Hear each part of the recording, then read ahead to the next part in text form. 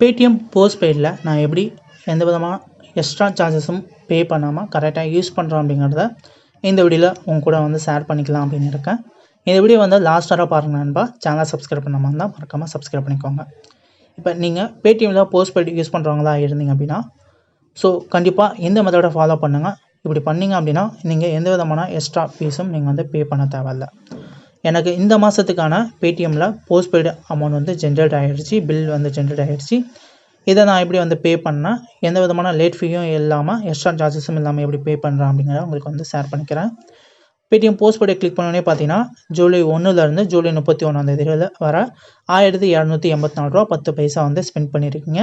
இந்த அமௌண்ட்டை நீங்கள் வந்து 7ஆம் தேதிக்குள்ளே பே பண்ணிடுங்க அப்படின்னு எனக்கு வந்து பில் ஜென்ரேட் ஆகிருக்கு. இந்த பில்லை நான் வந்து 7ஆம் தேதிக்குள்ளே பே பண்ணிட்டேன் அப்படின்னா நான் லேட் ஃபீ சார்ஜஸை நான் வந்து அவாய்ட் பண்ணிக்கலாம். பாஸ்புக் கிளிக் பண்ணி பார்த்தீங்க அப்படின்னா இந்த லாஸ்ட் மந்த்து அதுக்கு முன்னால் மந்தெல்லாம் எவ்வளோ அமௌண்ட் வந்து ஸ்பெண்ட் பண்ணியிருக்கேன் அப்படிங்கிறத நீங்கள் பாஸ்புக் கிளிக் பண்ணி பார்க்கலாம். அதுலேயே உங்களுக்கு வந்து தெரியும்.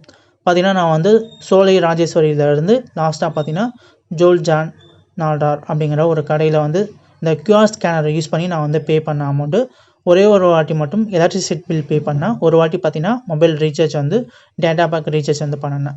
ரீசார்ஜ் பண்ணுறதுக்கு மட்டும்தான் எனக்கு வந்து எக்ஸ்ட்ரா ஒரு 10 பைசா வந்து சார்ஜஸாக வந்து பிடிச்சாங்க. மித்த எதுக்குமே எனக்கு வந்து எக்ஸ்ட்ரா சார்ஜஸ் வந்து பிடிக்கல. நான் இதை வந்து கிளிக் பண்ணிவிட்டு எல்லா பேமெண்ட்டும் கரெக்டாக இருக்கான்னு பார்த்துட்டு நான் என்னோடய பேடிஎம் போஸ்ட்பெய்டு பில்லை வந்து ரீபேமெண்ட் வந்து பண்ணுறேன். இப்படி பண்ணுறதால நமக்கு வந்து 7ஆம் தேதிக்குள்ளே பண்ணுறதால நமக்கு வந்து லேட் ஃபீயை வந்து அவாய்ட் பண்ணலாம். அதே போல் பார்த்தீங்கன்னா பேடிஎம் போஸ்ட்பெய்டை பொறுத்த வரைக்கும் ஒரு சில சர்வீசஸ் பார்த்தீங்கன்னா நமக்கு வந்து சர்வீஸ் சார்ஜஸ் அமௌண்ட் வந்து பிடிக்கிறாங்க. முக்கியமாக பார்த்தீங்கன்னா நீங்கள் வந்து ஆன்லைனில் டிக்கெட் புக் பண்ணுறது, அப்புறம் வேறு ஏதாவது நீங்கள் வந்து டியூஷன் ஃபீஸ் பே பண்ணுறது, ரெண்ட் பே பண்ணுறது, அப்புறம் ஆன்லைனில் நீங்கள் வந்து பர்ச்சேஸ் பண்ணுறது, ஃப்ளிப்கார்ட், ஏஜியோ இந்த மாதிரி வெப்சைட்லாம் பார்த்தீங்கன்னா பேடிஎம் போஸ்ட்பெய்டில் சப்போர்ட் பண்ணுறாங்க. அதுக்கு நீங்கள் வந்து இந்த இது மூலமாக நீங்கள் வந்து பே பண்ணுறப்ப உங்களுக்கு வந்து இந்த மாதிரி சர்வீஸ் சார்ஜஸ் வந்து பிடிப்பாங்க. அதெல்லாம் கொஞ்சம் அவாய்ட் பண்ணிட்டீங்க அப்படின்னா உங்களுக்கு இந்த மாதிரி சர்வீஸ் சார்ஜஸ் வந்து பிடிக்க மாட்டாங்க. அதை நீங்கள் வந்து கரெக்டாக பே பண்ணிக்கலாம். அண்ட் தென் பார்த்தீங்கன்னா நீங்கள் வந்து இதே நீங்கள் வந்து கியூஆர் ஸ்கேனரை யூஸ் பண்ணி நீங்கள் ஸ்கேன் பண்ணி பே பண்ணிங்க அப்படின்னா இதுக்கு 100% ஃப்ரீயாக தான் இது வரையிலும் கொடுத்துட்ருக்காங்க. நான் இப்போ ரீசெண்டாக கியூஆர் ஸ்கேனர் எங்கெங்கே சப்போர்ட் ஆகுதோ அங்கே மட்டும்தான் நான் வந்து இந்த பேடிஎம் போஸ்ட்பெய்டு யூஸ் பண்ணி நான் வந்து பேமெண்ட் வந்து பண்ணிகிட்ருக்கேன். அதே போல் நீங்களும் வந்து பண்ணுங்கள்.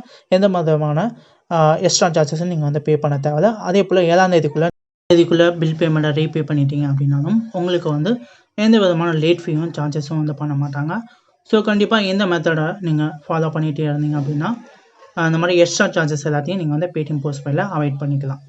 ஓகே நண்பா, தேங்க்யூ ஃபார் வாட்சிங். நெக்ஸ்ட் வீடியோவில் பார்க்கலாம்.